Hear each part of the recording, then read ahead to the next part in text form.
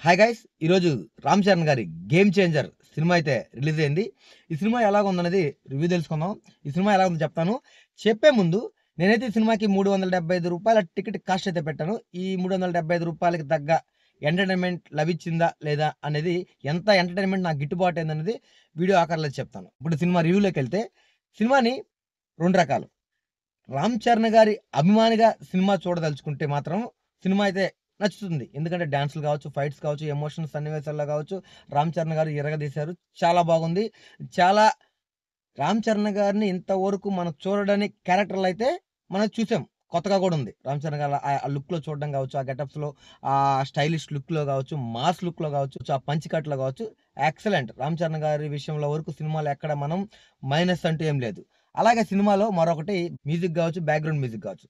సూపర్‌గా ఉన్నది. మంచి ఎలివేషన్ సీన్స్‌లో గావచ్చు, ఫైట్ సీక్వెన్స్‌లో గావచ్చు, అలాగే పాటల్లో గావచ్చు, మంచి బ్యాక్‌గ్రౌండ్ మ్యూజిక్ తమన్ గారు ఇచ్చారు. బ్యాక్‌గ్రౌండ్ మ్యూజిక్ పరంగా కూడా సినిమాలో మ్యూజిక్ పరంగా కూడా మంచి ఇంపాక్టే ఉంది. ఇప్పుడు డైరెక్టర్ గురించి మాట్లాడుకుందాం. డైరెక్టర్ శంకర్ గారి అభిమాని అయ్యుండి గత సినిమా 'శంకర్' గారి సినిమాలు చూసి తనని ఇష్టపడ్డ వాళ్ళయ్యుండి, ఈ సినిమా చూస్తే మాత్రం చాలా నిరుత్సాహపడతారు. ఎందుకంటే 'శంకర్' గారు ఎక్కడో 'భారతీయుడు', 'జెంటిల్‌మ్యాన్' అక్కడే ఆగిపోయారు.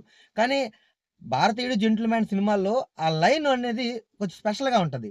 ఇందులో అటువంటి స్పెషల్ లైన్ అంటూ ఏమీ లేదు. జనరల్‌గా మన చాలా సినిమాలు మన తెలుగులోనే చాలామంది హీరోలు చాలా సార్లు తీసేసిన ఆ రొటీన్ స్టోరీనే తీసుకొని సినిమా అంతా నడిపారు తప్ప, ఎక్కడా గూడా కొత్తదనం గాని, 'శంకర్' గారి మార్క్ గాని ఎక్కడ తెలియలేదు. ఇంటర్వెల్‌లో మంచి ట్విస్ట్ అయితే ఇచ్చారు.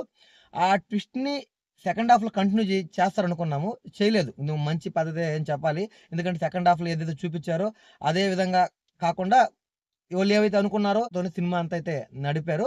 ఓకే. అదైతే కావచ్చు. అలాగే విలను, హీరో ఎత్తుకు పై ఎత్తులు. ఫర్ సపోజ్ కొన్ని కొన్ని సినిమాలుంటాయి. చాలా సినిమాల్లో పోలీస్ ఆఫీసర్‌కి, విలన్‌కి అలాగే ఒక కలెక్టర్‌కి, విలన్‌కి అలాగే ఒక ఆర్‌డీఓ, ఎండీఓ ఇలా వాళ్ళకి హీరో ఆ టైపు విలనొచ్చి విలన్‌కి ఇలా రాజకీయ చదరంగంలో జరిగే ఇలాంటి సినిమాలనైతే మనమైతే చాలా చాలా చూసున్నాము. ఇందులో ఇంకో ప్లస్ పాయింట్ అంటే 'ఎస్‌జే సూర్య' గారని చెప్పాలి. విలన్ క్యారెక్టర్ గనక కాదు, ఒక కమెడియన్‌గా గూడా తన మార్కు డిఫరెంట్ యాక్షన్ తోటైతే చాలా అక్కడక్కడ తన యాక్షన్‌తో మెప్పించడమే కాదు నవ్వించారని కూడా చెప్పొచ్చు. 'రామ్ చరణ్' గారు ప్లస్ 'ఎస్‌జే సూర్య' గారి ఆ కాంబినేషన్ అయితే చాలా వండర్‌ఫుల్‌గా ఉంది. చాలా బాగా పేలింది గూడా. సినిమాలో 'ఎస్‌జే సూర్య' గారి పాత్ర అనేది చాలా ప్లస్ పాయింట్ అని చెప్పొచ్చు.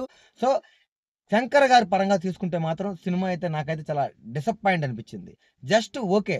జస్ట్ పాస్ మార్కులు ఊరికే ఏసారు గానీ, 'శంకర్' గారి మార్క్ గాని, 'శంకర్' గారి మార్క్ టేకింగ్ గాని ఎక్కడైతే నాకైతే కనిపించలేదు. నేనైతే డిసప్పాయింట్ అయ్యాను. ఒక 'రామ్ చరణ్' అభిమానిగా అయితే సినిమా నాకు చాలా ఓకే. సినిమా నచ్చుతుంది 'రామ్ చరణ్' గారి కోసంగా ఒప్పుకుంటాం.